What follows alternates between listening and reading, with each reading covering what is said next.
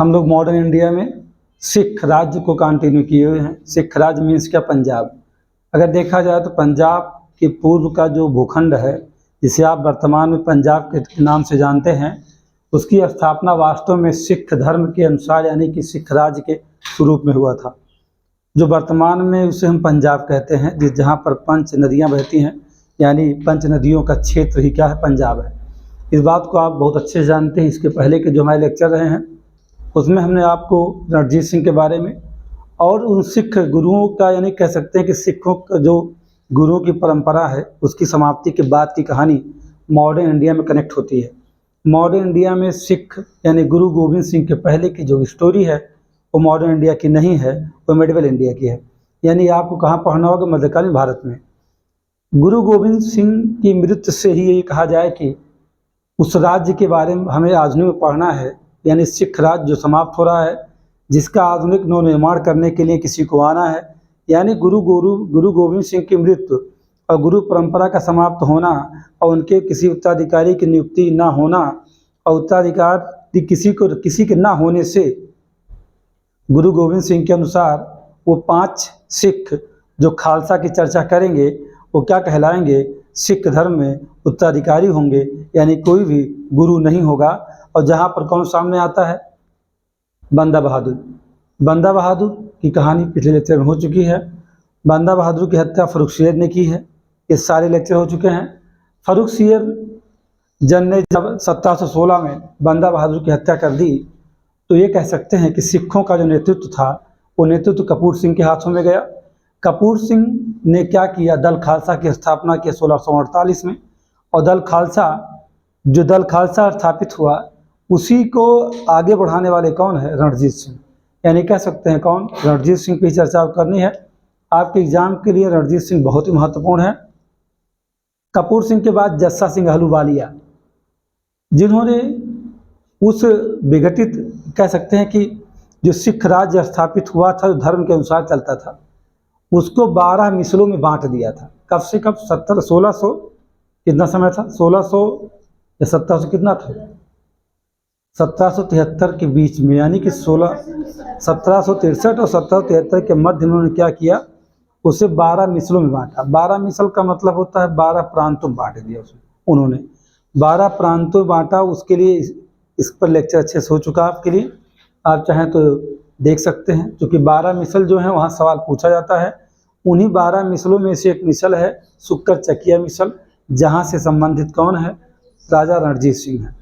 और रणजीत सिंह के जो भी योगदान रहे हैं उनके बारे में बहुत अच्छे से पिछले लेक्चर में कहानी सुनाई जा चुकी है आपको।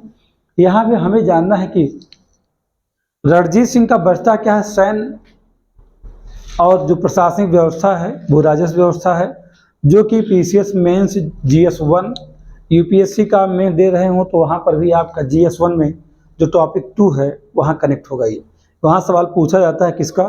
रणजीत सिंह का सैन्य व्यवस्था, प्रशासनिक व्यवस्था, भू राजस्व व्यवस्था, या दुनिया की एक ऐसी सेना जिसमें कि 40% अधिकारी कहाँ से संबंधित थे? सब के सब यूरोपीय महाद्वीप से थे। यानी अधिकतम कहाँ से? भारत से बाहर के 40% अधिकारियों को नियुक्त करके एक विशाल सेना, जिसका एशिया में पहला स्थान और दुनिया में दूसरा स्थान था। किसका? रणजीत सिंह की सेना का। उस पर हम चर्चा करने से पहले चूँकि ये मामला किसका है कि रणजीत सिंह की मृत्यु के बाद क्या कोई उत्तराधिकारी हुआ या नहीं हुआ, पहले उससे थोड़ा सा हमें जानना चाहिए। और इनकी प्रशासनिक व्यवस्था को हमें उनके उन उत्तराधिकारियों के बाद जानना चाहिए। पहले अगर उसे हम देख लेते हैं तो ये कन्फ्यूजन होगा कि रणजीत सिंह की मृत्यु के बाद आखिरकार कौन लोग शासक बने। तो हम देखते हैं कि 27 जून 1839 को रणजीत सिंह की मृत्यु हुई थी। कब मृत्यु हुई थी? 27 जून 1839 को। ये डेट एग्जाम में, प्री एग्जाम में पूछा जाता है, सीधा डेट आपसे पूछा जा सकता है। फैक्ट ये ऐसे नहीं कि आपको ऑप्शन बना करके ABCD किया जाएगा। आपको ऑप्शन जो सेट किया जाएगा वो 2 लाइनों में होंगे, यानी फैक्ट, यानी 2 तथ्य होंगे, 2 कथन होंगे। उन कथनों में इस सन को रख दिया जाएगा, आपको होश उड़ जाएंगे और रहेगा फैक्ट ही। लेकिन क्वेश्चन पूछने का तरीका कमीशन का अलग रहेगा, खासकर उत्तर प्रदेश लोक सेवा आयोग का। जब 27 जून 1839 को रणजीत सिंह की मृत्यु हुई तो एक बात आप समझ सकते हैं कि बिखरता है, जो जिसने भी राज्य का निर्माण किया है, अगर वो नहीं रहता है तो फिर वो राज्य बिखरने लगता है। क्योंकि रणजीत सिंह ने उस सिख राज्य को आधुनिक पंजाब के रूप में स्थापित करने का प्रयास किया है, इसीलिए उन्होंने जो केंद्रीय शासन व्यवस्था या प्रांतीय शासन व्यवस्था या न्याय व्यवस्था या भू राजस्व व्यवस्था जो भी उन्होंने स्थापित किया था, उनका उद्देश्य क्या था कि हम एक उस सिख राज्य को, एक राज्य जो कि धर्म से संबंधित था, उसे हम राजनीतिक स्वरूप दे करके क्या करें, स्थापित कर दें। इरादा किसका था? रणजीत सिंह का। उन्होंने प्रयास भी किया, लेकिन ये आप समझिएगा कि जब तक रणजीत सिंह थे कहाँ, पंजाब में, तब तक अंग्रेजों ने कोई भी युद्ध उनसे नहीं किया है। क्यों नहीं किया है? क्योंकि उनके पास विशाल सेना थी, उनके अंदर भय था। ये भी कह सकते हैं कि उस समय उसके एक कारण ये भी हो सकता है कि अंग्रेज उस समय भारत के अन्य क्षेत्रों में व्यस्त थे, यानी छीनने में, लड़ने में, लूटने में। आप समझ सकते हैं कि ये क्योंकि जो आंग्ल सिख वार है, यह इसका समय 1845 है, और इसके पहले बहुत सारे युद्ध किसने लड़ा है? अंग्रेज़ों ने। चाहे वो मराठों का हो, चाहे वो अवध में हो, और चाहे वो कहाँ बंगाल में हो, चाहे मैसूर में हो, ये सारे कर्नाटक हो, ये सारे दिन लड़ा है। क्यों? अपने आप को स्थापित करने के लिए। इनकी नज़र नहीं पड़ने वाली है कहाँ? उत्तर भारत पर। उत्तर भारत नज़र पड़ेगी कब? जब रणजीत सिंह नहीं रहेंगे, यानी रणजीत सिंह की मृत्यु हो जाएगी, जिन्होंने लाहौर को अपनी राजनीतिक राजधानी बनाया था, जिन्होंने अपनी धार्मिक राजधानी अमृतसर को बनाया था। एक ऐसे शासक जो पढ़ा लिखा नहीं है, रणजीत सिंह पढ़े लिखे नहीं हैं, ये कह सकते हैं कि निरक्षर, अनपढ़, और एक समझदार, बहुत ही बुद्धिमान। इनकी तुलना आप मोहम्मद बिन तुगलक से नहीं कर सकते हैं। मोहम्मद बिन तुगलक पढ़ा लिखा था, लेकिन फिर भी मूर्ख था। रणजीत सिंह के पास शिक्षा नहीं थी, फिर भी मूर्ख नहीं थे। अभी ये होता है कि ऐसा क्या था रणजीत सिंह नहीं पढ़ लिख पाए, तो कह सकते हैं कि अब इनकी तुलना आप गलती से अकबर से भी मत करिएगा। अकबर को पढ़ने का मौका था, लेकिन हरामखोरी कर गया था। लेकिन इन्हें पढ़ने का मौका नहीं मिला था किसी, रणजीत सिंह को, क्योंकि इनके पिता की मृत्यु, इनके पिता यानी कि कह सकते हैं कौन? महासिंह। महासिंह किसके बेटे थे? चढ़ सिंह के थे। महासिंह की मृत्यु उस समय हो गई जब मात्र 8 वर्ष के थे। 8 वर्ष 12 वर्ष की उम्र में आप समझ सकते हैं कि हाँ 12 वर्ष बेटा, और 12 वर्ष के थे, और जिम्मेदारी मिल गई किसी उस सिख राज्य की। तो आप समझ सकते हैं कि 12, 6, 18, 6 सालों बाद ये पूरी तरह पंजाब को अपने अधीन, कह सकते हैं अपने सबऑर्डिनेट करके शासन करेंगे। उसके पहले देखा जाए तो इनकी सास और इनकी जो माँ थी, ये लोग मिल करके शासन कर रहे थे, यानी प्रशासन था। लखपत राय के साथ और कौन? जिंदन कौर थी। उनके साथ कौन थी? सदा कौर नाम था। हाँ, राज कौर, सदा कौर 2 लोग थी। राज कौर उनकी सास सुमा थी, उनकी माँ थी कौन? सदा कौर। जिंदन कौर तो बात कहानी होगी इसके बाद की। जिंदन कौर की कहानी दलीप सिंह के साथ कनेक्ट होती है। यानी एक प्रशासन बनेगा। एक सवाल पूछा जाता है कि भारत का कौन सा राज्य है जहाँ पर प्रशासन यानी कि एक काउंसिल के जरिए शासन किया गया है। आज भी वर्तमान में हिंदुस्तान में काउंसिल का शासन चलता है, चाहे स्टेट हो चाहे सेंट्रल हो। काउंसिल कहाँ है? राज्यसभा हमारी। और एक काउंसिल कहाँ है? भारत के 6 राज्यों में है, जिसे हम जानते हैं विधान परिषद के नाम से। तो ये कह सकते हैं कि इतिहास में जैसी भी प्रशासनिक व्यवस्था रही है, वैसे ही हम अपना के चलते हैं। तो रणजीत सिंह के बहुत योगदान रहे, यानी कि कह सकते हैं आधुनिक पंजाब का नवनिर्माण, और उस धर्म कह सकते हैं कि उन खालसा के अनुसार जो पंजाब में शासन चल रहा था, कहीं ना कहीं उसमें परिवर्तन करके फ्रेंच हो, अमेरिकन हो, क्या कहते हैं ब्रिटिश हो, या यूरोप के बहुत सारे देश, जर्मन हो, जर्मनी के, उन सारे देशों की व्यवस्था को देखते थे कैसे व्यवस्था में संचालित होती थी, उसको उन्होंने कॉपी किया था। इसीलिए मैंने कहा इनकी तुलना अकबर से गलती से न करिएगा कि अकबर भी नहीं पढ़ा था, बहुत महान था। वो महान नहीं था, उसे महान मत नहीं कह सकते, क्योंकि उसे पढ़ने का मौका था, लेकिन घूमने लगा था। लेकिन रणजीत सिंह घूम नहीं रहे थे, क्योंकि इन्हें टकराना था किसके साथ? इन्हें इस प्रदेश का नवनिर्माण करना था, इसीलिए इनको मौका नहीं मिला। यानी कह सकते कि 12 वर्ष की उम्र में इनका विवाह भी हो चुका था। यानी जब इनकी सासू माँ प्रशासन परिषद में शामिल, जाहिर सी बात है कि इनका विवाह कितनी एज में हो चुका था? 12 वर्षों में। ये कहानी है 1792 की। आज 1792 की पूरी कहानी को थोड़ा सा देखते हैं। 1792, 1805, 1806, 1818, 1813, पेशावर हो, लाहौर हो, सबको रौंदने वाले कौन है? रणजीत सिंह हैं। इन्होंने, अगर ये कहा जाए कि ये कहानी और इनके साथ कनेक्ट होती, जमान शाह की, शाह शुजा की कहानी कनेक्ट होती है। इन सबको पिछले लेक्चर में अच्छे से बताया जा चुका है, इसीलिए मैं बस थोड़ी सी बातें कुछ आपको बता रहा हूँ। आपको पूरी कहानी क्रमबद्ध समझना है, देखना है, तो इसके पिछले लेक्चर में जाके आप देख सकते हैं।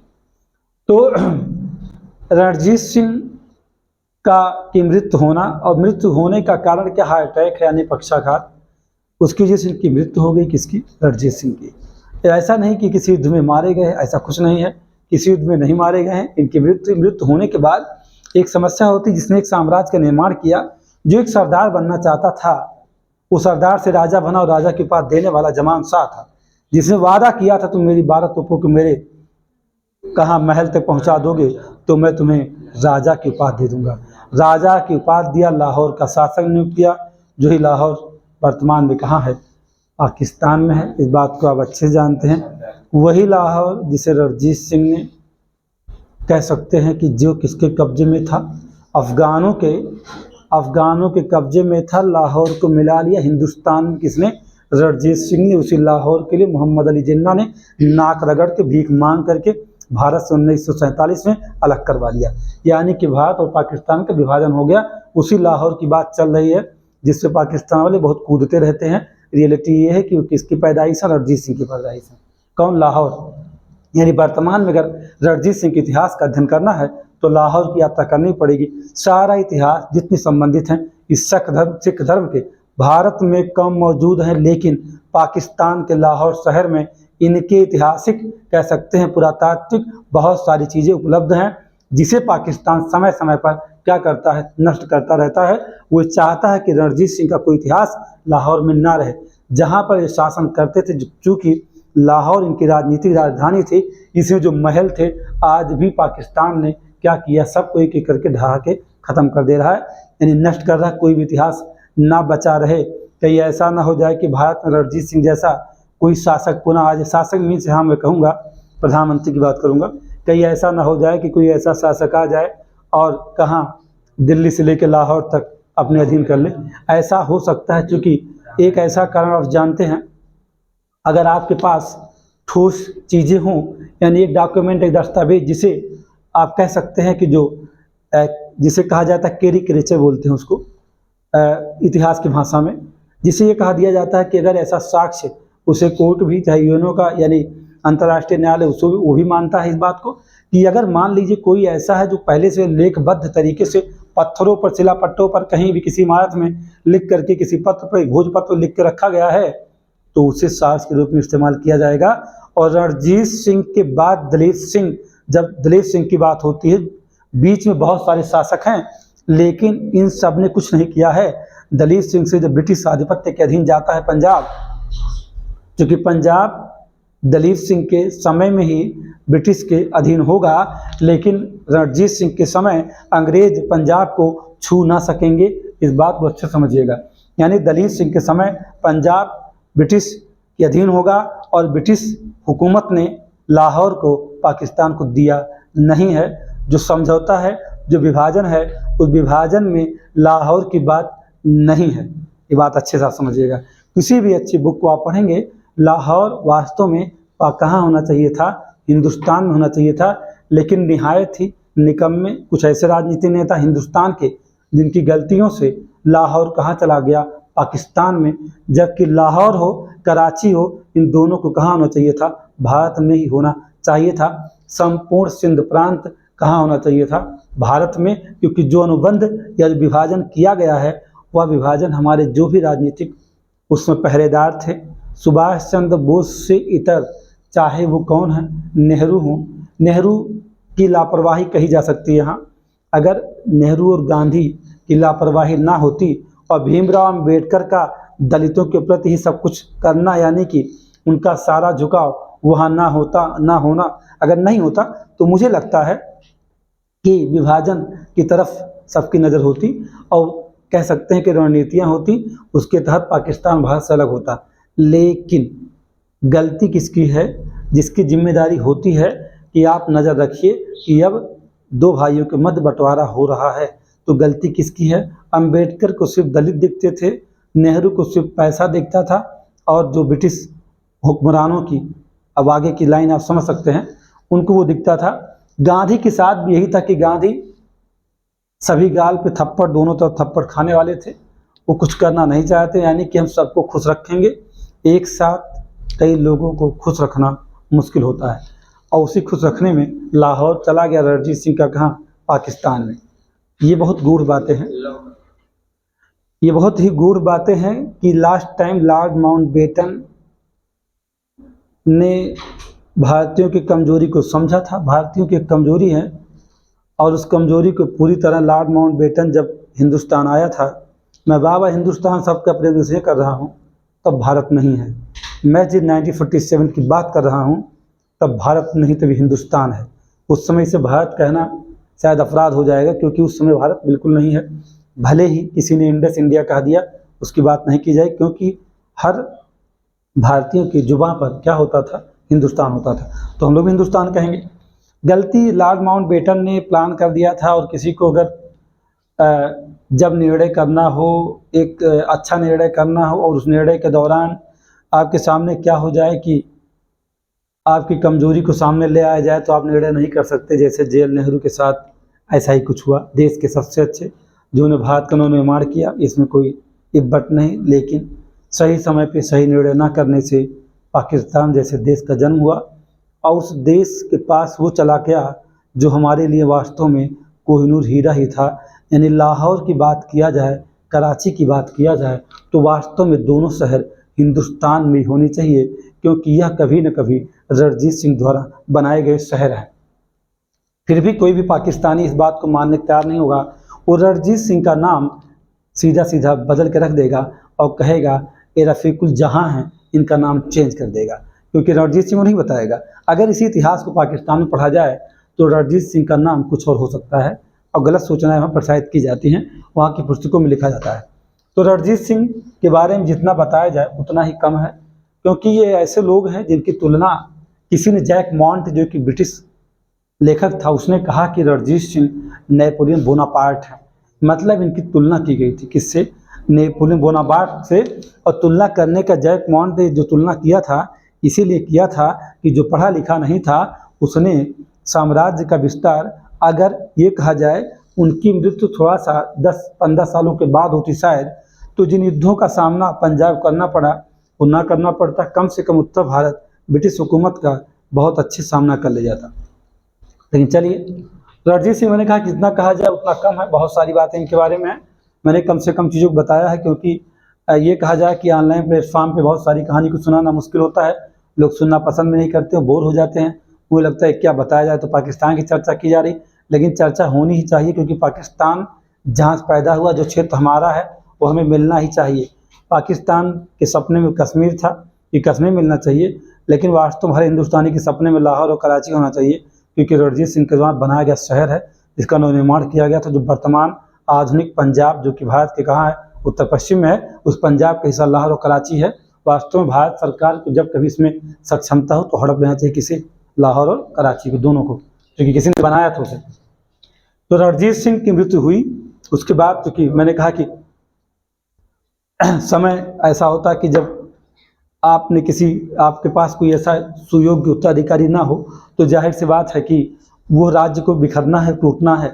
और क्योंकि एक ललचाई नज़र, एक ललचाई निगाहें किसी को देख रही थी कि कब पा जाए मौका और छीन लें, लूट लें, यानी वो ललचाई निगाह किसकी थी, अंग्रेज़ों की। अंग्रेज़ जो थे, क्योंकि उस समय दक्षिण भारत, यानी कह सकते हैं कहाँ, चाहे वो कर्नाटका का हो, चाहे वो पौंडीचेरी में हो, चाहे बंगाल में हो, चाहे मैसूर में हो, वो सारा का सारा कब्जा करते हुए कहाँ बढ़ रहे थे, उत्तर भारत को बढ़ रहे थे। और उनकी नज़र पड़ गई कहाँ, उन पंचनद क्षेत्र पर, जिसे हम पंजाब कहते हैं। उस पंचनद क्षेत्र में क्यों, 5 नदियों का क्षेत्र है जो उपजाऊ है, जिस पर ललचाई निगाहें किसकी हैं, अंग्रेज़ों की। यही कारण है कि बीच में जो भी होंगे ये योग्य होते तो शायद सामना कर ले जाते, लेकिन दलीप सिंह भी यहाँ योग्य नहीं है। इसके बाद जो भी आएंगे कोई भी योग्य नहीं है। अब कह सकते हैं कि चूँकि जब ये नहीं रहे, कौन, रणजीत सिंह, तो मूर्ख था, एक मूर्ख है खड़क सिंह। ये मूर्ख कहा जाएगा, ये बहुत ही मूर्ख था। खड़ग सिंह को कुछ लोगों ने कुछ समय के लिए, चूंकि इतिहास में की चर्चा होती नहीं है, खड़ग सिंह को कुछ समय के लिए कुछ लोगों ने, उनके चाहने वालों ने, यानी रणजीत सिंह के विरोधी कहिए समर्थक के, उन्होंने क्या बना दिया, पंजाब का राजा बना दिया। खड़ग सिंह बैठे थे, लेकिन ध्यान सिंह एक नाम था। चर्चा किया जाता है कि खड़ग सिंह का वजीर कौन है, तो खड़ग सिंह का वजीर है ध्यान सिंह। अगर आप स्पेक्ट्रम का अध्ययन किए हों तो थोड़ी बहुत कहानी में मिलेगी, पूरी कहानी नहीं मिलेगी। खड़ग सिंह की एक आदत थी नशा करने की। खड़ग सिंह अफीम खाता था, यानी अफीम के दाने बिना खाए उसे नींद नहीं आती थी। और भारत में कुछ ऐसे लोग हुए हैं नशेड़ी, जिनकी वजह से पूरा भारत की तबाही मच गई। और ये उसी समय की कहानी। नशेड़ी कहाँ है, उसी 1947 में है ना। आप किसे कहेंगे, हमारे यहाँ जो अच्छे अच्छे नेता रहे, लीडर्स रहे, उस सब के सब नशेड़ी थे। किसी को नशा किसी चीज़ का, किसी को नशा किसी चीज़ का, यानी सबके नशे अलग अलग थे। किसी का नशा बस खाली एक ही जगह था, दलितों का उद्धार करना है। और किसी नशा क्या था कि मुझे अच्छा अच्छा कोट और पैंट पहनना, जैसे कि वर्तमान हमारे प्रधानमंत्री जी खाली अच्छा कपड़ा पहनते, वैसे पहले के जो प्रथम प्रधानमंत्री देश का है उसको भी आप समझ सकते हैं, वैसे नशा था। गांधी को भी अफीम का नशा था, वो भी नशा करते थे, लेकिन लिखते नहीं है। गांधी जैसा करप्टेड पर्सन इतिहास में कोई नहीं है, ये बात जानिएगा। गांधी की गलतियों से बहुत कुछ इस देश ने नुकसान सहा है। अगर इस देश में कोई रहा है जिसने नवनिर्माण में, जिसने त्वरित निर्णय लेने में सक्षमता दिखाई है, तो खाली एक पर्सन है, पटेल जी, सरदार वल्लभ भाई पटेल, जो सही समय पर सही निर्णय करते थे। बाकी लोग कह सकते हैं कि हम लोग कहते हैं कि मुँह देखी बात करते हैं, तो बाकी लोग जितने थे वो दबाव में काम करते थे, लेकिन सरदार पटेल दबाव में काम नहीं किए थे। इसीलिए जर्मनी में जैसे बिस्मार्क, वैसे भारत में पटेल। तो अब इसलिए मैं चर्चा कर दे रहा हूँ, चूँकि रणजीत सिंह का इंड है और एक ऐसे शासक की चर्चा हो रही जिसने ऐसी व्यवस्था को बना दिया पंजाब में जिसकी उम्मीद नहीं थी लोगों को। खड़ग सिंह का वजीर ध्यान सिंह था, उनके मरने के बाद खड़ग सिंह बना। ध्यान सिंह, हमने कहा कि ये क्या करता था, खड़ग सिंह अफीम जो है हमेशा बिना अफीम खाए और रह नहीं पाता था। अफीम के सेवन की उसे आदत थी, जिस कारण पंजाब का क्या होगा उससे कोई फर्क नहीं पड़ता है।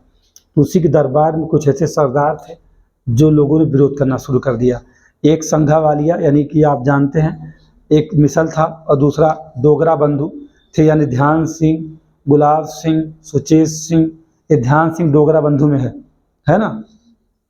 ये लोग विद्रोह कर दिए खड़ग सिंह का, लेकिन ज़्यादा दिनों तक ये चल नहीं पाया।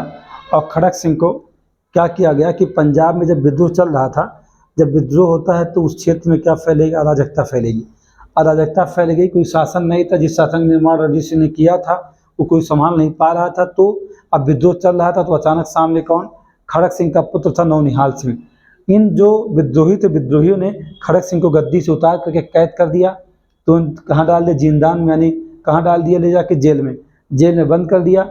और उसके पुत्र नौनिहाल सिंह को क्या बना दिया, पंजाब का बना दिया राजा। नौनिहाल सिंह, ये कहा जाए कि मैं ये कहूँ, या सवाल आपसे मैं करूँ इस बात को, कि रणजीत सिंह के बाद उनके योग्य उत्तराधिकारियों में सबसे योग्य कौन है, तो आप कह सकते हैं गर्व के साथ कि नौनिहाल सिंह रणजीत सिंह के बाद उनके उत्तराधिकारियों में सबसे योग्य है। कौन, नौनिहाल सिंह। नौनिहाल सिंह को बैठा दिया गया, लेकिन लंबा समय इसके पास भी नहीं है। फिर भी यहाँ देखा जाए, चूँकि एक होता ना कि ये ध्यान सिंह जो था, ये वजीर था खड़ग सिंह का भी, और वजीर बना किसका, नौनिहाल सिंह का, उसका भी वजीर था। लेकिन नौनिहाल सिंह ये चीज़ था कि अंग्रेज नौनिहाल सिंह के समय से ही अपनी नज़र कहाँ लगा के रखे थे, पंजाब के ऊपर। और उसी दौरान 1840 का समय आया, यानी 1840 में जेल में कैद खड़ग सिंह की क्या हो गई, मृत्यु हो गई। जब खड़ग सिंह की मृत्यु हो गई तो नौनिहाल सिंह, चूँकि उसका बेटा था, तो बेटे का दायित्व क्या होता, दाह संस्कार करने का। नौनिहाल सिंह ने उसका दाह संस्कार किया, किसका, खड़ग सिंह का। और वहाँ से वापस लौट रहा था, और एक कहते हैं कि सहतीर, उसके पास सहतीर थी, उस सहतीर के गिरने से नौनिहाल सिंह की मृत्यु हो गई। यानी बाप गया था, बेटा दाह संस्कार करके लौटा तो भी निकल लिया। यानी कि नौनिहाल सिंह की भी उसी समय मृत्यु हो गई। नौनिहाल सिंह की मृत्यु के बाद जो संघावालिया और डोगरा बंधु थे, जो विरोधी थे खड़क सिंह के, जो कि सिख दरबार यानी पंजाब के दरबार में जिनकी उत्पत्ति हो चुकी थी, उन लोगों ने मौका देख करके क्या किया, उस समय राजमाता थी नौनिहाल सिंह की विधवा थी, उस समय वो कह सकते हैं कि प्रेग्नेंट थी, उनका नाम था चंदा चांद कौर। ये प्रयास किया जाने लगा कि क्यों ना उन्हीं को क्या दे दिया जाए जिम्मेदारी पंजाब की, लेकिन ऐसा नहीं किया गया। उनके भावी पौत्र कह सकते हैं कि जो चांद कौर राजमाता कह सकते हैं उन्हें, उन्हीं के द्वारा एक पुत्र होता है जिसका नाम शेर सिंह है। बाद में शेर सिंह को क्या बना दिया गया, इनकी जिम्मेदारी में किसी का कोई रोल नहीं, मैं इसमें बोलता जा रहा हूँ, इनका किसी का कोई रोल नहीं है। ठीक, किसका, इन सबका ये किसी काम के नहीं। शेर सिंह आ गए और शेर सिंह के बाद ध्यान सिंह अभी भी है। ध्यान सिंह वजीर है, पूरा कह सकते हैं पंजाब पर शासन प्रतिशासन ध्यान सिंह के द्वारा चलाया जा रहा है। और अंत में कौन आता है, 1843 का समय होगा। धोखा दे करके एक अजीत सिंह ने क्या किया, शेर सिंह को गोली मार दी और ध्यान सिंह को ही मार दिया। अब कहेंगे अजीत सिंह कहाँ से आ गए, तो मैंने कहा कि अजीत सिंह विद्रोही है, किसके, उस संघावालिया संगठन में अजीत सिंह शामिल थे। अजीत सिंह ने शेर सिंह को भी गोली मारा और ध्यान सिंह को भी मार दिया, क्योंकि ध्यान सिंह जैसे ये कहा जाए कि मुगलों के उत्तराधिकार के युद्ध में किंग मेकर की भूमिका में सैयद बंधु थे, तो वैसे ही ध्यान सिंह कहाँ था, किंग मेकर की भूमिका में पंजाब में था। उस खड़क सिंह को बनाया, नौनिहाल सिंह को बनाया, शेर सिंह को बनाया, और जब इसका उसी बीच में कौन, संघावालिया जो मिसल था, यानी जो उस संप्रदाय से संबंधित थे, उन्होंने क्या, अजीत सिंह ने क्या किया, मार दिया शेर सिंह को और ध्यान सिंह को मार दिया गोली। अब कहेंगे यहाँ तलवार नहीं है, अरे भाई यहाँ गोली आ चुकी है, क्योंकि टीपू सुल्तान का समय जा चुका है और टीपू सुल्तान ने दुनिया में सबसे पहले तोप भी दे दिया है, तोप दिया है। और तोड़दार बंदूक ईजाद करने वाला भारत का रहने वाला कौन, टीपू सुल्तान है। दुनिया में तोड़दार बंदूक बनाने वाला यानी आविष्कार करने वाला कौन है, भारत है। लेकिन क्या करेंगे, भारतीयों को श्रेय लेना आता ही नहीं है, वो श्रेय किसी को देना ही जानते हैं और ना खुद लेना जानते हैं। वो किसके भरोसे हैं, अल्लाह भरोसे चलते हैं, तो उसी भरोसे हो जाते। जो ठीक हमने बना दिया, ये मान लो कि बस हम जानते कि हमने बनाया, दुनिया जाने ना जाने। इसी में टीपू सुल्तान की बात कोई जान नहीं पाया। सितंबर 1843 की कहानी है, क्योंकि यहाँ आपको आना है सितंबर 1843, यानी 39-40 फिर हम पहुँचे कहाँ 43, इन 3 सालों की बात है। इन दलीप सिंह यानी कौन, रणजीत सिंह के ये अल्पवयस्क पुत्र हैं, इन्हें महाराजा घोषित किया गया। और उनकी माँ थी, उनका नाम था जिंदन, है ना, जिंदन नाम था, जिंदा नाम था, जिंदन नाम था, जितना नाम बताए कम है, बहुत नाम इनका था। प्यार से जितना नाम राजा महाराजा अपनी पत्नियों को बुलाते थे कम से कम, तो वो नाम जिंदन कभी कहते थे, कभी जिंदन कहते थे, कभी उनको जिंदा कहते थे। तो जितना नाम वो प्यार से लेते थे उतना नाम इतिहास में लिखा है। लेकिन एक सबसे खास बात है कि हमारे यहाँ जो हिंदू शासक हुए हैं उनके ज़्यादा पत्नियाँ रही नहीं हैं, तो उनका नाम जानना और 2-4-10 नाम ही होते थे। अगर वहीं आप मुग़ल काल में जाएंगे तो उनकी 72 पत्नियाँ होती थी, और 72 को मल्टीप्लाई करोगे कम से कम 10 से, तो कम कितने हो जाएंगे, 7200 नाम होंगे। मतलब उसको आपको रटना आसान नहीं। यहाँ तो कम से कम आपको राहत है कि नाम यहाँ कम है। तो अब इन्होंने क्या किया कि दलीप सिंह, अब कहानी कहाँ आ गई, दलीप सिंह सितंबर 1843 में पंजाब के महाराजा बने, और जिंदन यानी कि कौन, इनकी माँ है, और ये क्या बनी, संरक्षिका बनी। इन्होंने क्या किया, हीरा सिंह डोगरा को क्या बना लिया अपना वजीर, क्या नाम है, हीरा सिंह डोगरा। अब आप ध्यान रखिएगा, मैंने आपको बताया था कि खड़क सिंह के दरबार में 2 विरोधियों की उत्पत्ति हुई थी, संघावालिया और डोगरा। अजीत सिंह ने मारा था, संघावाली संबंधित थे, अजीत सिंह ने साफ किया, लेकिन जिंदन को समझ में आया होगा कि हमें अपना वजीर किसी योग्य व्यक्ति नियुक्त करना चाहिए जिससे हम कुछ समय शासन कर सकें। अब यहाँ पूछा जा सकता है कि दलीप सिंह के समय पंजाब का वजीर कौन हो, तो बताओगे हीरा सिंह डोगरा। ये जल्दी मिलेगा नहीं, थोड़ा सा सवाल पूछा भी नहीं गया है, लेकिन उम्मीद मैं करता हूँ कि एग्जाम में तो ये सवाल आ सकता है।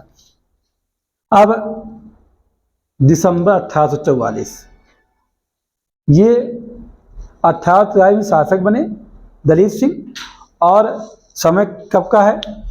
दिसंबर, हीरा सिंह की बात है, दिसंबर 1844 की यह जो समय है इसलिए महत्वपूर्ण है क्योंकि हीरा सिंह की हत्या कर दी जाएगी। किसकी? हीरा सिंह की। यानी कि बेचारा ज़्यादा समय नहीं रहने पाएगा, 1 साल तक वजीर रहेगा। लेकिन जानते हैं हीरा सिंह के बाद वजीर बनेगा कौन? जवाहर सिंह। जानना चाहिए आपको। इनके बाद कौन वजीर आएगा? जवाहर सिंह। चूंकि ऑप्शन जब आपके प्री एग्जाम में होगा ना, तो हो सकता है कि किसे हटा दिया जाए ऑप्शन से, हीरा सिंह डोगरा को हटा दिया जाए, वहां ऑप्शन में जवाहर सिंह हो, आप वहां ये भी हो कि इनमें से कोई नहीं, तो आपसे गलत कर जाएंगे आप। तो उससे बचने के लिए क्या करना पड़ेगा आपको? दोनों को जानना होगा। यानी जवाहर सिंह बने हीरा सिंह के बाद। अब जानते हैं जो जवाहर सिंह हैं, कहते हैं कि आजकल एक डायलॉग चलता रहता है, खासकर डायलॉग अखिलेश यादव का है। वो कहते हैं कि डबल इंजन की सरकार। कभी कभी योगी जी भी कहते हैं अपने मुख से कि डबल इंजन की जो सरकार हमारी है वो देश का विकास कर सकती है, राज्य का विकास कर सकती है, बाकी लोग नहीं कर सकते, ऐसा वो भी कहते। डबल इंजन मीन्स होता है सेंट्रल गवर्नमेंट और स्टेट गवर्नमेंट। तो यहाँ भी डबल इंजन होने जा रहा है। जैसे लालची लोग होते हैं कि सत्ता के भोगी जो होते हैं वो 2-2 डिप्टी सीएम के सहारे 3-3 डिप्टी सीएम बनते हैं अभी वर्तमान में, वैसे ही यहाँ पर हीरा सिंह डोगरा की हत्या होने के बाद जवाहर सिंह, जो कि कौन है? रानी जिंदन के कौन है? भाई हैं। ये कौन है? रानी जिंदन के भाई हैं। ऐसे यहाँ से बना दे रहा हूँ मैं, इनके क्या है? ये भाई हैं। लेकिन रानी जिंदन को भी रहा नहीं जाएगा। क्यों नहीं? वैसे एक बात देखा जाता है कि जब इतिहास चाहे प्राचीन हो, चाहे मध्य हो, चाहे आधुनिक हो, जब भी साम्राज्य बिखरता है, जैसे प्राचीन में हर्षवर्धन को जाना पड़ता है, किसके लिए? उसकी पुत्री, उसकी बहन के लिए आक्रमण करने पड़ते हैं। वैसे ही जो स्त्रियां होती हैं वो जब फंस जाती हैं या कहीं उनके सामने मुसीबत आती है तो उन्हें कौन याद आता है? मायका याद आता है। मायके में भाई हो, रिलेशन में जो होंगे उन्हीं को ढूंढा जाएगा और उन्हीं को ला के रखा जाता है। और पुरुष की बात करोगे तो पुरुष सबसे पहले भाइयों से जब उसका भरोसा उठता है तो साले को ढूंढता है। बड़ी अजीब सी बात है यहाँ। हाँ, रंजीत के तैयार रहें, क्या रंजीत की जरूरत पड़ सकती है भाई, तो कहाँ अकेले हैं तो साले भरोसे रहना पड़ेगा भाई, क्या करेंगे बेचारे। तो जवाहर सिंह तो वजीर बने ही, लेकिन क्या दलीप सिंह के बाद एक ही वजीर था या क्या 2 थे? तो एक वजीर और आएगा जिसका नाम है लाल सिंह। ये लाल सिंह कौन है? बोलो बेटा, अस्तुति पता है? प्रेमी है। किसका प्रेमी है? रानी जिंदन का। इतना बात धोखा, आप समझ गए आप। भाई को भी वजीर बनाया, अपने प्रेमी को भी वजीर बना लिया रानी जिंदन। कहाँ गड़बड़ है? वाह भाई, अच्छी बात, बुरी बात क्या है? अब ये चलता रहेगा और ये पहले आएंगे जवाहर सिंह और जवाहर सिंह के बाद वजीर बनेंगे कौन? लाल सिंह। बाद है, साथ नहीं है ना, बाद जानिएगा, इनके बाद ये आएंगे। तो ये कहानी ये चल रही थी। लेकिन अब ये तो मैंने इसकी पृष्ठभूमि बताई, किसकी? एंग्लो वार सिख की। थोड़ा सा पृष्ठभूमि मैंने बता दिया, बैकग्राउंड, और कुछ बातें ऐसी बताई हैं जो आपको किस समझ में होना चाहिए। ऐसा नहीं कि बस उतना ही जानो जितना एग्जाम में आता है, कुछ एक्स्ट्रा भी जानोगे तो स्टोरी, कुछ देश के बारे में जानने का आपको अवसर मिलेगा। और ये जिस कंपटीशन में आप हैं, देश को जानना ही चाहिए, और जिस व्यक्तित्व को आप पढ़ रहे हो उस व्यक्तित्व के बारे में थोड़ा सा कुछ जानकारी विशेष आपको होनी ही चाहिए। तो अब बात किसकी करने वाले हैं आपसे? हम बात करने वाले हैं अब एंग्लो सिख वार की, यानी प्रथम आंग्ल सिख युद्ध। आपसे पूछा जाए कि आंग्ल सिख युद्ध कितने हुए हैं, तो 2 हुए हैं। प्रथम युद्ध है 1845 से 1846, ये पहला युद्ध है 1845 से 1846। इसके होने के पीछे का कारण ललचाई हुई नज़र। पड़ोसी लालच किया करता है किससे? पड़ोसी की ज़मीन को देख करके सोचता है काश में हड़प लेता तो अच्छा था। कोशिश करता है चाहे फावड़े से चाहे हल से, जैसे करके थोड़ा थोड़ा करके कब्जा करना शुरू करता है। यानी कि हम स्वयं भारतीयों की ये आदत है, ये खासकर भारतीयों के लिए कहा जाता है कि भारतीयों की एक आदत है कि ये श्रम नहीं करना चाहते हैं। अगर दूसरे ने बना करके रखा होगा तो उसे हड़पने की पूरी कोशिश करते हैं। और भारतीयों ने सीखा है अंग्रेजों से, इनके अंदर था नहीं, क्योंकि प्राचीन भारत में ऐसी कोई बात नहीं है। मेडिवल में भी इन्होंने सीखा उन गद्दारों से जिन्होंने भारत पे आकर के तबाही मचा दिया। और मॉडर्न इंडिया में जो आए थे ये भी गद्दार ही सब के सब हैं, सब के सब खलनायक थे, कोई भी नायक इसमें नहीं है। अंग्रेजों में कुछ लोग ऐसे थे जिनकी सोच भारत के लिए अच्छी रही है। तो लालचाई नज़र से अंग्रेज देख रहे थे पंजाब की उर्वर भूमि को, उस पंजाब का जिसका नवनिर्माण रणजीत सिंह ने किया था, उस उर्वर भूमि पर नज़र टिकी थी किसकी? अंग्रेज़ों की। वो यही सोच रहे थे काश कोई मौका मिल जाता इसे हम उड़ा देते, काश कोई ऐसा मौका मिलता कि इस पंजाब को अपने अधीन कर लेते। ऐसी सोच किसकी हो गई थी? अंग्रेज़ों की हो गई थी। वो इसीलिए यही कारण बना कि उन्होंने पंजाब पे आक्रमण किया। लेकिन वो ललचा रहे थे रणजीत सिंह के समय थे, उनके ना लालच कब से थी? रणजीत सिंह जब थे तभी से। लेकिन उनसे वो डरते थे क्योंकि तब वो जानते थे कि ये संभव नहीं है। वो इंतजार कर रहे थे कि इनकी सांसें थम जाएं। किसकी सांसें? रणजीत सिंह की। हमें मौका मिल जाए तो जब यहाँ आपसी कला होगा तो हम युद्ध करेंगे। जैसे कि आप समझ सकते हैं जब विचारधाराओं का किसी भी राज्य में टकराहट होती है तो उस राज्य का समापन हो जाता है। कला का ही तो फायदा उठा करके सरदार पटेल ने ऑपरेशन पोलो चलाया है, नहीं तो जरूरत उनको नहीं थी ऐसा कुछ करने का। तो अगर देखा जाए कि अगर किसी भी आप परिवार में देख लीजिए, समाज के अंदर देखते हैं एक परिवार में जब तक भाई भाई आपस में लड़ते नहीं हैं तब तक तीसरे की एंट्री नहीं होती। लेकिन जब तीसरे की एंट्री हो गई तो ये समझ लीजिएगा कि वो कौन आ रहा है? शकुनी आ रहे हैं। और एक तरफ श्री कृष्ण आ रहे हैं तो महाभारत तो होना ही होना है। हाँ, श्री कृष्ण आएंगे कहाँ, किस पक्ष से? मातृ पक्ष से। और शकुनी कहाँ से आएंगे? शकुनी वैसे हर गांव में हर समाज में हैं ही, तो तीसरे की एंट्री होने का मतलब शकुनी में कहता हूं उनको।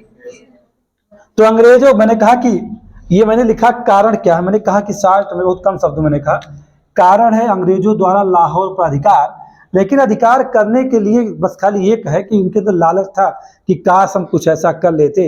महाराजा रणजीत सिंह की मृत्यु के कह सकते हैं 6 सालों, यानी कि कब तक? 1839 में उनकी मृत्यु हुई थी। लगभग 6 सालों तक अंग्रेजों ने इंतजार किया है, हाथ पे हाथ रख करके पेशेंस रखा है। वो 6 साल पेशेंस रखे हैं। आप ठीक से 2-3 साल पेशेंस रख लीजिए, यूपीपीएससी क्वालिफाई हो जाएगा। अंग्रेजों में इतना पेशेंस था, इनसे आप पेशेंस रखना सीखो। लेकिन अंग्रेजों के पास रणनीतियाँ थी, वो जब भी मौका पाते थे हिंदुस्तानियों को रौंद देते थे, वो मौका गंवाते नहीं थे। उनके कुछ सिद्धांत ऐसे थे कि सर उठने से पहले कुचल दो, नहीं तो क्या कर देंगे? तबाह कर देंगे। अब 1800 मैंने कहा 46 तक की कहानी को जाना है। बहुत लोगों ने कहा कि रणजीत सिंह की जैसे मृत्यु हुई थी वैसे अंग्रेज चाहते तो पंजाब को हड़प लेते और उसी समय ले लेना चाहिए था। अब कहेंगे ऐसा क्यों? रणजीत सिंह एक ऊंट थे जिन पर सवारी करना मुश्किल था। ये किसी ब्रिटिश लेखक ने, राइटर ने इस बात को कहा कि रणजीत सिंह ऊंट के समान थे। रणजीत सिंह के होते हुए उस समय आप अगर पंजाब को लेते तो माना जाता कि आप ऊंट की सवारी करने जा रहे हो, और उनके मरने के बाद आपने पंजाब को अपने अधीन किया तो आपने मच्छर मारने जैसा काम किया। यानी ऊंट को नहीं मारा है, आपने मच्छरों को मारा है। ये सब के सब क्या है? मच्छर है। आपने उन मच्छरों के मरने का इंतजार किया है। और ये भी है कि अगर आप समय से पंजाब को अपने अधीन कर लेते तो शायद अंग्रेजों को जो बंगाल में बुलियन मिला था वो बुलियन पंजाब में भी मिल जाता। लेकिन पंजाब में बुलियन कहाँ छिपा हुआ है? जमी के अंदर है, यानी कि धरातल पर नहीं, धरातल के नीचे है, उसके ऊपर नहीं कि आप लूट के लेके निकल लोगे। यानी अभी पंजाब ऐसा हमारा है कि जहाँ पर आप समझ सकते हैं कि उत्पादन में बहुत सारी चीज़ों का उत्पादन, गेहूँ जैसे या जो खाद्य सामग्री बहुत उत्पादन करता है, अभी उसकी अपनी एक पहचान बनी हुई है। तो ललचाई नज़र मौका तलाश रही थी। जैसे कि बहुत लोग किसी भी कहीं भी देखते हैं, एक एग्जाम्पल अगर दिया जाए तो एक गरीब बच्चा जिसके पास पैसा नहीं है, जलेबी खाने का, तो दुकान पे खड़े होकर ललचाता, सोचता काश एक गिर जाता तो अच्छा था। गिरने के इंतजार करता है और जब नहीं, उसे लगता गिरेगा ही नहीं, तो अटैक करके भाग जाता लेकर के। बस समझ गया? तो वैसे है, वैसे अंग्रेज हैं। अंग्रेज ही तो देख रहे थे कि कब उस कड़ाही से वो गिरेगा बाहर। इंतजार करते 6 साल तक, जब लगा नहीं गिरेगा तो अब अटैक करना होगा, छीनना पड़ेगा। तो उस समय वायसराय कौन था? उस समय लॉर्ड हार्डिंग क्या था? गवर्नर जनरल था। और उस समय अंग्रेजों का सेनापति था लॉर्ड गफ। और सिख नेतृत्व करने वाले थे कौन? लाल सिंह, यानी महारानी जिंदल के प्रेमी, वो लड़ रहे थे। अब जब अपने नहीं बचेंगे तो काम कोई ना कोई अपना तो आएगा ही, नहीं तो कैसे कोई काम आएगा। इतिहास में ही तो खास बात है, वर्तमान में ही काम है कि भाई देखो, आजकल देखा जाए कि कुछ ऐसे संबंध जहाँ पर हमेशा अगर बना के रखोगे तो हमेशा वो काम आएंगे। मायके का रिश्ता जो स्त्रियाँ बना के रखती हैं, लगभग फ्री सपोर्ट पाती हैं। बहुत लोग नहीं बना पाती हैं, तो बहुत लोगों को अपने भाई से, अपने भाभीयों से घृणा हो जाती है, एक सामान्य सी बात है, तो फिर नहीं बन पाता। ऐसे मोस्टली देखा जाता है महिलाएं मायके को महत्व देती हैं, ऐसी बात नहीं। तो अगर संबंध बना के रखोगे तो मदद जरूर मिलेगी। अब मजबूरी थी, सब कुछ समाप्त हो गया, तो जिंदल की मजबूरी क्या थी कि जब मायके वाले नहीं रह गए तो उनको मजबूरी में अपने प्रेमी को लाना पड़ेगा, क्योंकि अब मदद करने वाला कोई उनके पास था नहीं। तो लाल सिंह ने नेतृत्व किया। अब एक बात और बता दें, आप सवाल पूछा जाए कि आंग सिख युद्ध में कुल कितनी लड़ाइयाँ हुई हैं, तो 5 लड़ाइयाँ हैं। 5 कितनी लड़ाई? 5 लड़ाई है। आज से सवाल किया जा सकता है कि प्रथम सिख युद्ध जो कि 1845 से 1846 चला है, उसमें कुल कितनी लड़ाइयां हुई थी? तो 5। कौन कौन सी? मुदकी। आंग्ल सिख संघर्ष को एक युद्ध नहीं है, 5 छोटी छोटी लड़ाइयों का एक समूह, जिसकी शुरुआत 13 दिसंबर 1846 को मुदकी में हुआ। मुदकी हुआ, फिरोजशाह में हुआ, बद्दोवाल में हुआ, ओलीवाल में हुआ, सबराव में हुआ। यानी कि 5 लड़ाइयां, और 5 लड़ाइयों में सिखों की बहुत ही जबरदस्त हार हुई, पराजय हुई। अब इन्हें टेंशन हो गया, अब हम क्या करें? तो इन्हें अब संधि करना पड़ेगा। किससे? अंग्रेजों से। लाल सिंह के नेतृत्व में लड़ा गया युद्ध, और अंग्रेजों की ओर से नेतृत्व करने वाले थे लॉर्ड गफ, और जिसने जीत लिया क्या? 5 लड़ाइयों को, यानी मुदकी, फिरोज शाह, बद्दोवाल, ओलीवाल, सबराव। कहीं कहीं सांवराव भी मिलता है, तो सांवराव हो या सबराव हो, सांवराई हो, बात एक ही है, टेंशन मत लीजिएगा। तो इस 5 लड़ाई को हारने के बाद सिखों ने क्या किया? संधि कर लिया। किससे? अंग्रेजों से। उस संधि को हम कहते हैं लाहौर की संधि। हमने क्यों कहा लाहौर हमारा है? लाहौर हमें मिलना चाहिए, ऐसा ख्वाब देखा था सरदार पटेल ने, लेकिन समय से पहले असामयिक निधन ने इस देश को लाहौर न मिलने का कारण बन गया। अगर ऐसा ना हुआ होता, अगर पटेल जी रह गए होते तो लाहौर बचता नहीं बहुत दिनों तक, लेकिन उनके चले जाने से वो बीमारी से ग्रस्त थे, वो मर गए। नहीं मृत्यु होती समय से पहले तो शायद जिस लाहौर की चर्चा हो रही, लाहौर हिंदुस्तान का ही होता। लाहौर की संधि 8 मार्च 1846 को हुई थी। इस संधि की कुछ विशेष बातें होनी चाहिए। संधि किसके मध्य हुई? सिखों के बीच, यानी लाल सिंह के, और किसके बीच? लॉर्ड गफ। हार्डिंग कह सकते हैं, और आप कह सकते हैं दलीप सिंह, क्योंकि जो आंग सिख वार है ये किसके समय में हो रहा है? दलीप सिंह के समय हो रहा है। यह वार या युद्ध रणजीत सिंह के समय में नहीं है। इस बात को ध्यान रखिएगा, कभी भी गलती आप ऑप्शन को टिक करके आगे मत बढ़िएगा। इस संधि में क्या था? सतलज के दक्षिण का जितना भी हिस्सा था वो हिस्सा अंग्रेजों को दे दिया गया। सतलज के दक्षिण, तो आप समझ सकते हैं नीचे का हिस्सा। और उसके बाद अंग्रेजों ने युद्ध लड़ा था, अंग्रेजों को युद्ध में जो हानि हुई थी उसके लिए 1.5 करोड़, 1.5 करोड़ रुपए दलीप सिंह को देना पड़ा अंग्रेजों को। क्यों? युद्ध का जुर्माना था, हट जाना था। उनका बारूद खत्म हो गया तो उनके लोग मर गए थे। लीजिए, हमारे ऊपर आक्रमण भी करोगे और तुम मर जाओगे, तुम्हें चोट लग जाएगी, तो दवा का पैसा भी हमें से लोगे। वाह क्या बात है, कितने महा कैसे थे आप समझ सकते हैं, कितने महान थे अंग्रेज और कितने कमीने रहे होंगे, इनकी सोच कितनी अच्छी थी। इस संधि ने क्या किया, सिखों को सीमित कर दिया। सिखों की जो सेना थी उनके घटा दी गई। जहां सेना 1,20,000 थी, उस सेना घट करके 28,000 आ गई। अब आप समझ सकते हैं। लाहौर में क्या किया गया, एक ब्रिटिश रेजिडेंट स्थापित जो है नियुक्त किया गया, जिसका नाम था सर हेनरी लॉरेंस। यानी एक अंग्रेज को यहाँ नियुक्त किया गया लाहौर में। यानी अब कह सकते हैं कि दरबार में एक रेजिडेंट की नियुक्ति हो गई, और जाहिर सी बात है वो 24 घंटे अब और नजर रखेगा कि राजा साहब कहाँ जा रहे हैं, कितनी बार उनको डायरिया हो रहा है, कितनी बार फीवर हो रहा है, वो किससे मिलने क्या कर रहे हैं। 24 आवर्स नजर रखने वाला बना दिया गया। अब आप समझ सकते हैं, जब कोई नजर किसी पर रखता है तो काम बनाते बनाते बिगड़ जाता है। नजर हटी, दुर्घटना घटी। आप मुझ पे नजर रख रहे हैं, अगला किसी और नजर रख रहा है, उस नजर रखने में गड़बड़ा जाता है। तो इसने क्या किया, बड़ा होशियार था। अरे ये वही है, जैसे उसका नाम था लॉर्ड डलहौजी, वैसे ये भी है हेनरी लॉरेंस भी। हेनरी लॉरेंस ने भैरोवाल की संधि किया। कब? 22 दिसंबर 1846। क्या कहा कि जो झिंदन कौर है ये कश्मीर में हमारे खिलाफ विद्रोह कर रही है, और यही आरोप लगा करके उसने पंजाब पर आधिपत्य स्थापित कर लिया। इस तरह पंजाब किसके अधीन हो गया, अंग्रेजों के अधीन हो गया। तो मुदकी, फिरोज शाह, बद्दोवाल, ओलीवाल, और पांचवी लड़ाई है सबराव है 10 फरवरी 1846। इसका मैं डेट आपको बता दे रहा हूं।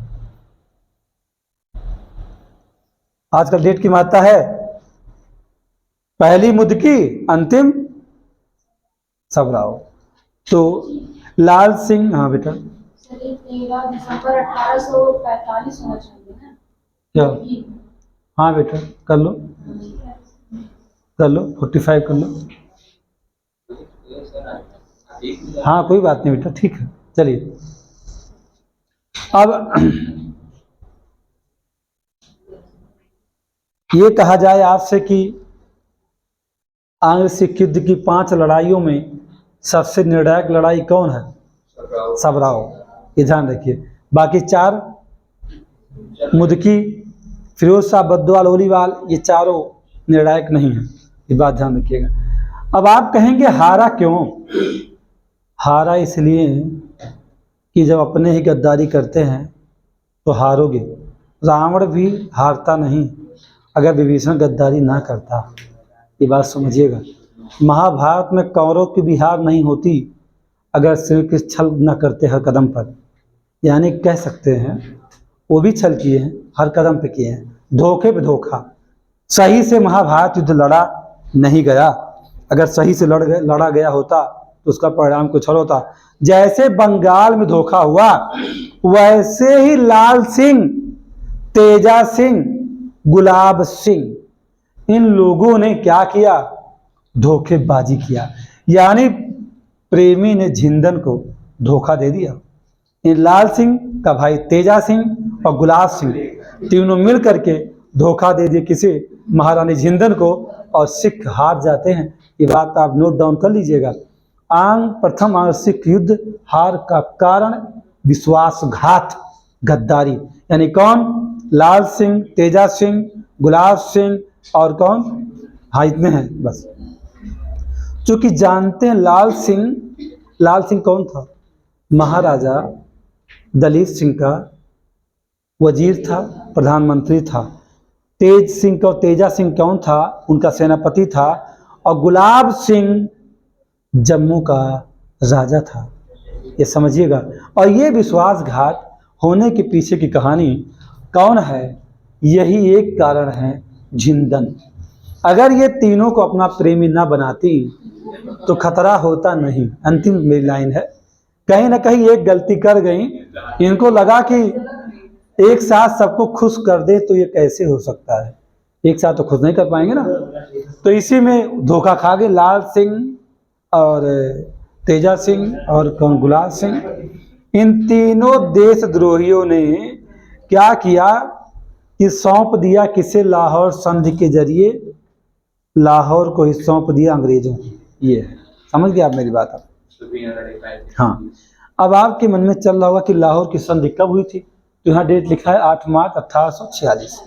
अगर डेट का कहीं इशू फंसेगा तो परेशान मत होइएगा, यहाँ आप कोई कहीं कहीं मिलेगा 16 दिसंबर 1846, तो फिर परेशान मत होइएगा। ये दोनों बातें बता दी हम। अब चलते हैं कहाँ हम लोग, अब देखते हैं कि इसका जो आंग्ल सिखों में कौन सा द्वितीय युद्ध देखते हैं। अब हम लोग देखते हैं क्या द्वितीय आंग्ल सिख युद्ध जो कब हुआ था 1848 से 1849। इसके पीछे की अगर तात्कालिक कारण देखा जाए कि जो द्वितीय आंग्ल सिख युद्ध क्यों हुआ था, तो तात्कालिक कारण इसका क्या है कि मुल्तान का जो सूबेदार था मूलराज, उसने विद्रोह कर दिया था। किसके विरुद्ध कर दिया था? अंग्रेजों के विरुद्ध। यानी मूलराज का विद्रोह तात्कालिक कारण बना इस युद्ध का। इस समय गवर्नर कौन था? डलहौजी थे। सेनापति इस युद्ध में कौन था? लॉर्ड गफ थे। बाद में चार्ल्स नेपियर को आना पड़ा। लॉर्ड गफ के बाद कौन? Charles Napier. अगर देखा जाए तो इस युद्ध की शुरुआत अगर कहा जाए, इस युद्ध इसके अंदर भी 2 युद्ध हैं, यानी द्वितीय आंग्ल सिख युद्ध के अंदर 2 युद्ध। पहला कौन? चिलियावाला का युद्ध, और दूसरा कौन है? गुजरात का युद्ध। चिलियावाला का युद्ध 13 जून 1849, लॉर्ड गफ और शेर सिंह। अंग्रेजों का नेतृत्व कर रहे हैं लॉर्ड गफ, और सिख की ओर से कौन कर रहे हैं? शेर सिंह। यह युद्ध कैसा है? अनिर्णित है, न हार है न जीत है। गुजरात का युद्ध, जिसे हम तोपों का युद्ध कहते हैं, यह फौरी 1849 में लड़ा जाएगा। नेपियर और सिख लड़ेंगे और सिख इससे पूरी तरह पराजित हो जाएंगे, और 30 मार्च 1849 को पंजाब का ब्रिटिश साम्राज्य में विलय कर दिया जाएगा। ये तो इसकी छोटी छोटी बातें हैं, लेकिन थोड़ा सा जानना चाहिए हमें क्या, या आपके एग्जाम के लिए इतनी सी बातें बहुत इंपॉर्टेंट हैं। अगर थोड़ा सा आप अंदर जाना चाहें जानने के लिए कि आखिरकार हुआ क्या था, तो हुआ ये था कि 22 दिसंबर 1846 को भैरोवाल की संधि हुई थी। इस संधि में ये कहा गया था कि पंजाब में अंग्रेजी सेना को बढ़ा दिया जाए। जैसे आपके पास जो सेना उसे घटा दिया जाए, और जो आपका कह सकते हैं विरोधी हो, आपके घर के अंदर अपने लोगों को इकट्ठा करना शुरू कर दे, तो आपको डर सताएगा ना कि कहीं मेरा घर हड़प ना लिया जाए। तो अंग्रेजों ने वही करना शुरू किया कि भैरोवाल की संधि के अंतर्गत पंजाब में अंग्रेजी सेना के रहने की अवधि को बढ़ा दिया। पहला क्या काम क्या किया कि अंग्रेजी सेना जिसे रहना था 2 साल 3 साल, उनका समय बढ़ा दिया कि भैया लंबे समय तक बने रहेंगे। कहाँ? पंजाब में। और चूँकि सिखों की सेना को सीमित कर दिया गया था पहले ही, यानी सिख जो प्रथम युद्ध था वहीं पर जो संधि लाहौर की हुई थी, लाहौर की संधि में ही जो सिख सैनिक थे उनकी संख्या घटा दी गई थी। अंग्रेजी सेना रहती थी पंजाब में, और उनका निश्चित अवधि था कि 2 साल रहेंगे 3 साल रहेंगे। उनकी अवधि को बढ़ाया गया, और ये कहा गया कि इनके रहने का जो यहाँ रह रही सेना, इनको 22 लाख रुपए पंजाब का जो राजा है उद्दे रहने का खर्च।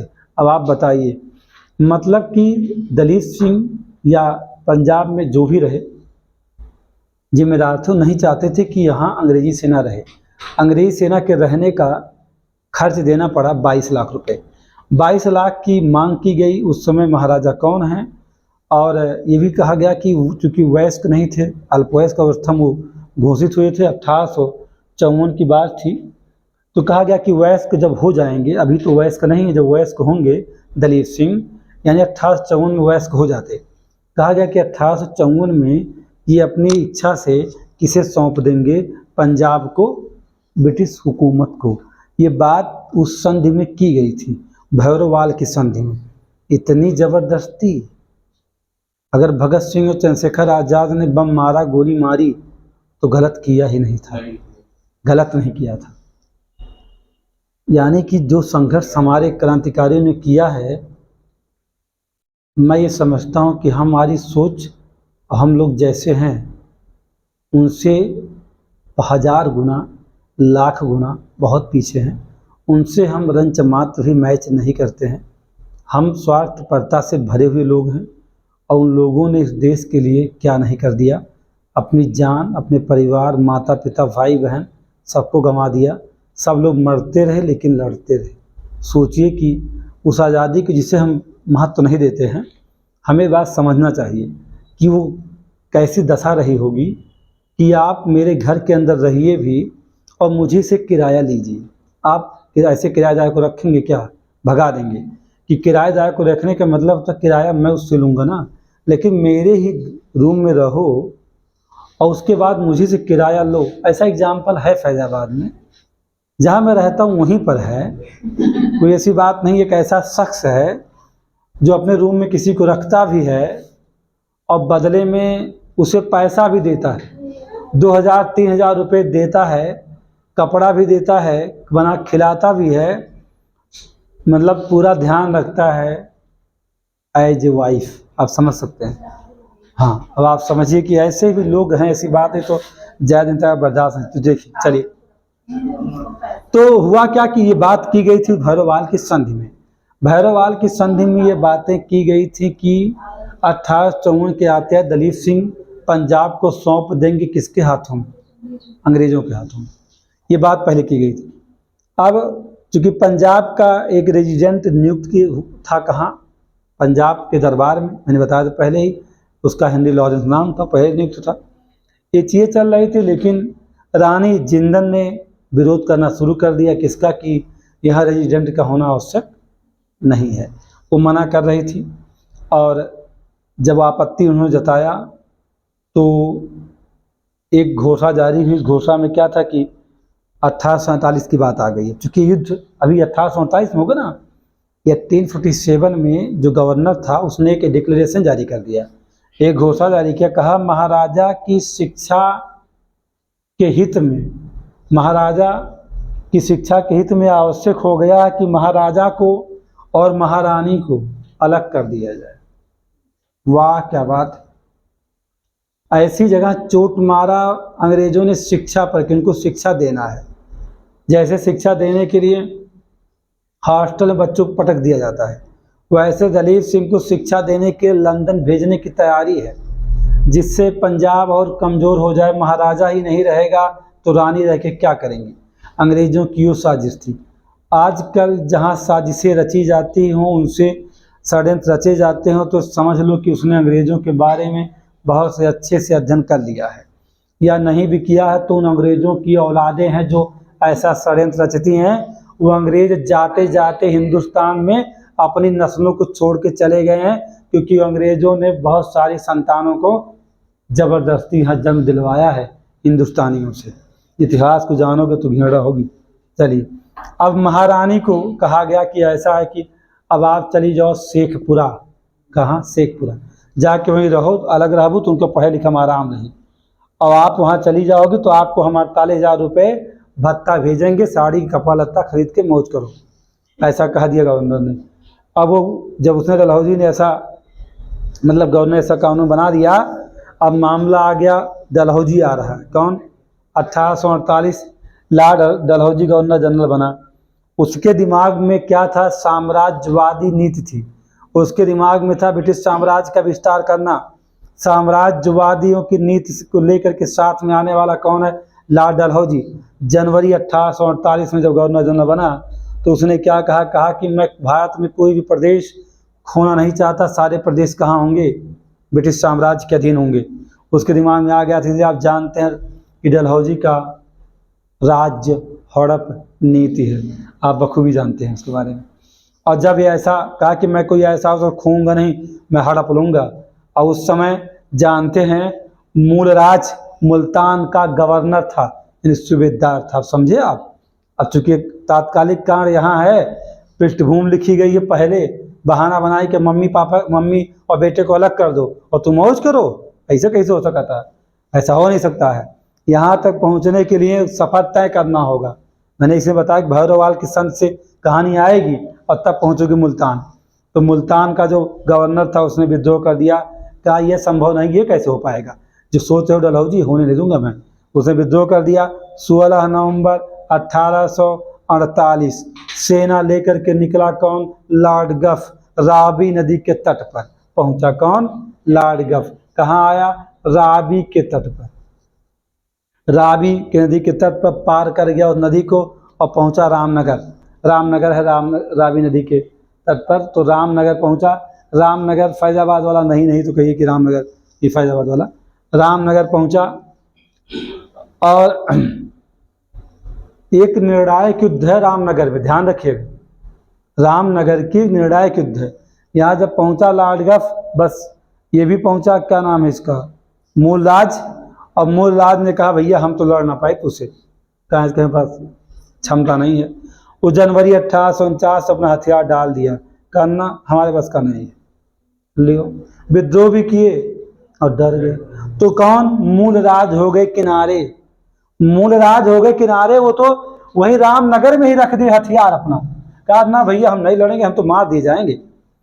अब वहां पर आ रहा है कौन? शेर सिंह, चिलियावाला में है ना। देखिए जब हथियार रख दिए तो सिख एक था जिसको सिख सेनापति शेर सिंह। शेर सिंह ने कहा अब हम लड़ेंगे गफ से। तो चिलियावाला के युद्ध किसने लड़ा? रामनगर के युद्ध में हथियार रख दिया कौन? मूलराज ने। और चिलियावाले के युद्ध में युद्ध लड़ने आ रहा कौन? शेर सिंह जो सेनापति है, वो लड़ना शुरू किया। लेकिन युद्ध क्या रहा? अनिर्णित रहा। इसमें अंग्रेजों के उसने धज्जी उड़ा दिया था। ये कहूं अगर मैं कि उसने युद्ध को जीता नहीं, लेकिन अंग्रेजों को भारी भारी क्षति पहुंचाई। इनकी सेना को, उनके हथियारों को शेर सिंह ने नष्ट कर दिया। एक बात कही जाएगी कि अगर थोड़ी सी एक कमी रही कि मतलब इतिहास में अगर आप मेडिवल को देखिए और मॉडर्न को देखिए, जिनका शासन था, अगर उनमें एकता होती, यानी राजपूतों में अगर एकता होती तो ना मुगल टिक पाते और ना ही ये जो धोखेबाज दगाबाज अंग्रेज थे ये भी टिक नहीं सकते थे। यही सच था। लेकिन उनकी एकता को तोड़ दिया गया था। उनकी एकता को तोड़ने के लिए किसी को लालच दिया गया, किसी संबंध स्थापित किया गया। एक ऐसा खेल मुगलों ने खेला, शुरू से ही खेला गया है, क्योंकि जानते थे कि शासन करना है तो राजपूतों के एकता को, संगठन को तोड़ दो। शुरू से ही महाराजा जयपाल सिंह से लेकर के अब तक की कहानी है। महाराजा जयपाल सिंह का पूरा वंश 350 सालों तक उन तुर्कों को भारत में प्रवेश करने से रोक दिया था। पूरा वंश समाप्त होता रहा। पीढ़ी दर पीढ़ी लड़ते रहे, मरते रहे, लड़ते रहे, मरते रहे। कितना बलिदान है उनका सोच लीजिए कि पूरे बलूचिस्तान के अंदर नहीं घुसने दिया किसे? तुर्कियों को। उन तुर्कों को जो आ रहे थे घोड़े पर सवार होके, 350 साल तक उस सीमा मार गिराता था, रोक गया। 711 से लेकर के 1206 तक लाशें बिछ गई थी। कहाँ? वहां पर। अगर ऐसा ना होता, जयपाल सिंह का वंश ना रोकता, तो 711 में ही यहाँ सल्तनत स्थापित हो जाता। कहाँ? भारत में। नहीं समझे क्या आप?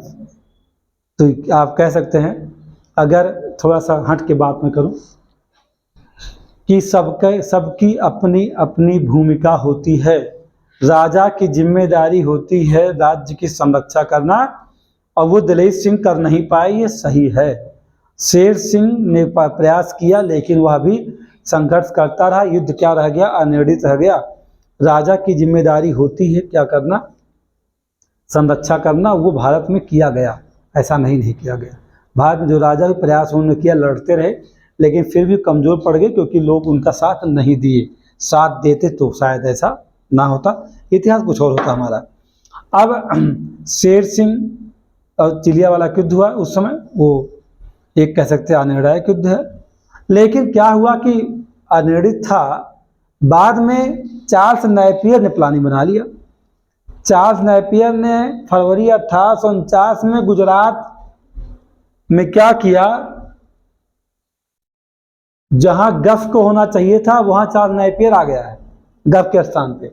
उसने नेतृत्व संभाला और सिखों को तोप से उड़ा दिया। लो, ये तोप लेके चला आया। इसीलिए इसे कहते हैं तोपों का युद्ध। जैसे निजाम ने उड़वा दिया था तमाम हिंदुस्तानियों के 1.16 करोड़ जनसंख्या को रौंद दिया था कहाँ? हैदराबाद में। तोप से दगवा दिया सबको, वही सेम कहानी। अब कैसे जीतोगे भाई? ये तोप आएगी तो शेर सिंह क्या करे बेचारा? तोप से उड़ा दिया तो कुछ नहीं हो पाया। और कह सकते हैं कि जो गुजरात का युद्ध है सिख जाति के किस्मत का फैसला है ये। मैं यही कहूँगा, इसे क्या कहूँगा कि जो गुजरात का युद्ध है या सिख जाति की किस्मत का फैसला है। और इसी युद्ध के बाद इस युद्ध ने ऐसा निर्णय कर दिया जैसे 1764 ने भारत को कई वर्षों की गुलामी की जंजीरों में जकड़ दिया, वैसे ही गुजरात यानी कि तोपों के युद्ध ने सिखों की किस्मत को बदल दिया और वर्षों वर्ष तक, कई वर्षों तक गुलामी की जंजीरों में सिखों को जकड़ दिया, जो कि सिख बहुत ही आज़ाद थे।